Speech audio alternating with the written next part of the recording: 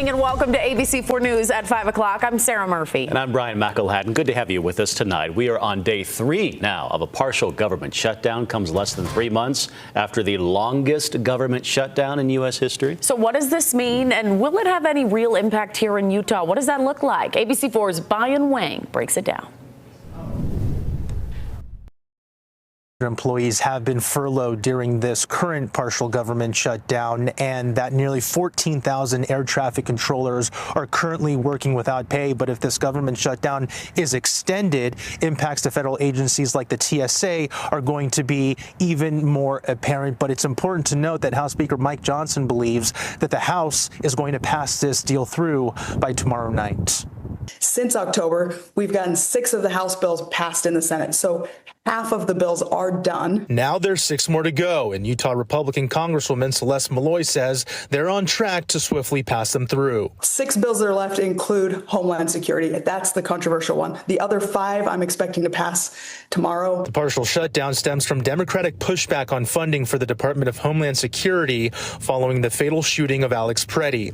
Lawmakers agreed to fund DHS for just 2 weeks, giving them time to negotiate policy on immigration enforcement. Democrats pushing for ICE agents to wear body cameras while prohibiting them from wearing face masks. I will just point out the House version of that bill that we sent to the Senate, the one that should have passed with no controversy, included things like $20 million for body cams for ICE agents.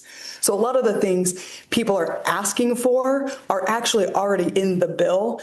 That's just getting lost in a lot of the noise, a lot of the shuffle. Do you think that the polarization of politics, and is that even a fair way to characterize it, has been contributing to these more frequent shutdowns that we've been seeing? I think the reason we're seeing shutdown talks more often is because we're trying to get back to the model we're supposed to be on, where the Appropriations Committee is passing appropriations bills through regular order.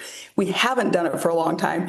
And so we find ourselves up against these deadlines. And what we've done the last several years when that happens is leadership just steps in, they negotiate a big omnibus, and they hand it back to us and say yes or no. And the body is not putting up with that anymore. Here's how political science professor Matthew Burbank put it. The congressional process for approving budget bills has broken down. As for the current partial shutdown Congress is addressing, right now, the information I have is that the Senate and the House have reached an agreement. The President of the United States has endorsed the bills as they are, and that there are members within the Democrat House caucus that are encouraging their colleagues to vote for it. So I think we'll get it done, and I'm hopeful that we'll get it done on a bipartisan basis. we reached out to TSA for comment, and their regional spokesperson had an automated reply to our email saying that he is unable to send out emails or return phone calls until the conclusion of this, quote, funding hiatus.